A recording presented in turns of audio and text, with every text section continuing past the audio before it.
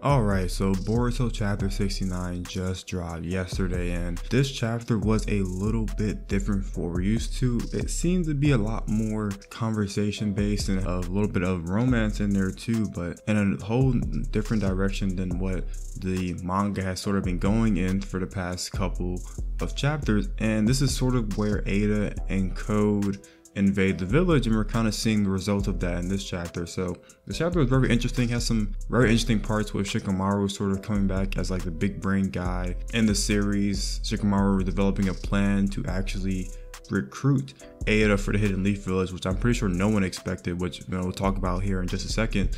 Also, seeing Amado's face when Eida actually popped up in the village, and him even being surprised that Eida isn't destroyed, and seeming like Amado is finally caught off guard for the first time in the series. And it's not often that we see someone like Amado shook like this often. Even Amado's scared of her abilities, and it seems like even Amado is capable of being captivated by her ability. So it's maybe Amado is not her father, and that our theories were kind of off on that point there. So yeah, Eida's abilities in terms of being in a room full of people is insanely broken. In this chapter we see her in a room with Delta, Shikamaru, and Amado, and Delta within a matter of seconds falls for Eida and is unable to do literally anything. So even cyborgs like Delta are able to be affected by this, right? And Shikamaru actually discovers something accidentally, is that his shadow possession jutsu can actually work against Eida because it's not an attacking move, which is very interesting, right? So we learn one of Eida's weaknesses to her jutsu is that non-attacking moves can actually work. So I wonder if something potentially like a genjutsu would work against Eida, or more things like Shikamaru's shadow possession jutsu would be of use to fight Eida. But we now know that non-attacking moves sort of work against Eida, which is really helpful there. And one of the main things I really like about this chapter is just Shikamaru's willpower to sort of resist Eida. He stood there for a pretty good amount of time until he eventually had to snap, but because of Shikamaru, he's able to hold back Eida for enough time to call Ino and then uncall Ino for reinforcement, saying I think we need Naruto and Sasuke, but then retracting that statement saying I don't think we need Naruto and Sasuke, because if Naruto and Sasuke were here right now, it would probably be even worse, right? Because you don't want Naruto and Sasuke captivated by Eida in any shape or capacity. So definitely Shikamaru was the MVP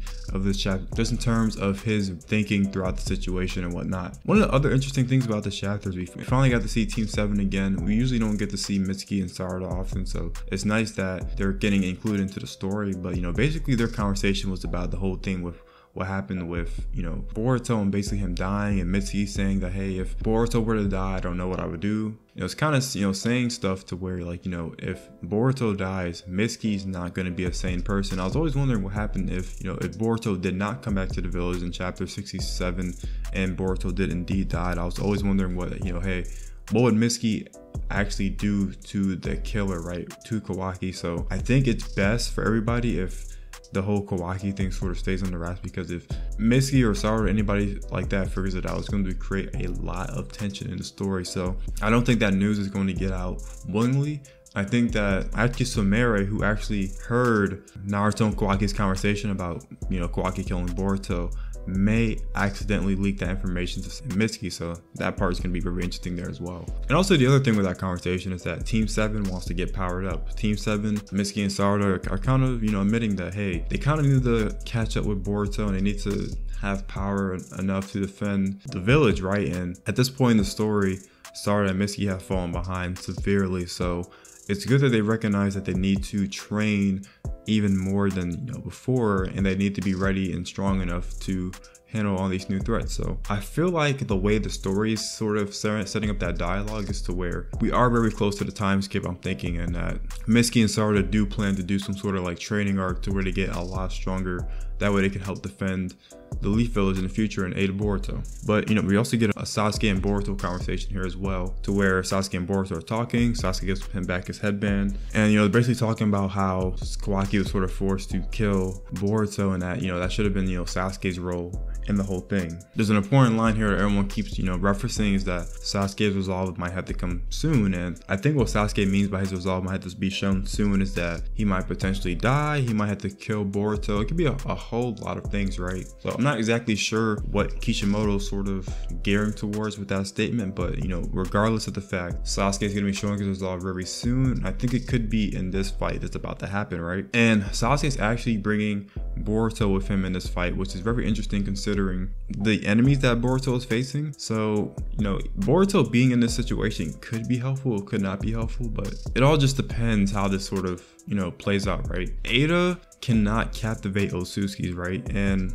it seems like her abilities work well, but for certain non-attacking moves, it doesn't work as good. So I wonder if Sasuke would be able to do some sort of thing to fight back against Eida, but as of right now, there isn't really any counterplay that Shikamaru has developed at this point. So Sasuke eventually gets there, or if he gets there, because Shikamaru just locked the door again. It is going to be kind of interesting how we see Naruto and Sasuke sort of play out in this situation. But there's also another conversation to where Naruto and Kawaki are talking, and this chapter pretty much is summing up a lot of those conversations that needed to be had. But Naruto and Kawaki are talking about Kawaki actually killing Boruto, and Sumeri's actually in the room, and this is where I was talking about, hey, Sumeri accidentally heard the news of Kawaki killing Boruto, and that's why this might be a little bit of a bad thing, because this news might eventually get out, right? And Naruto's telling him that, hey, without you, probably would have died and whatnot, and their conversation sort of gets cut short because Code and Eida's invasion.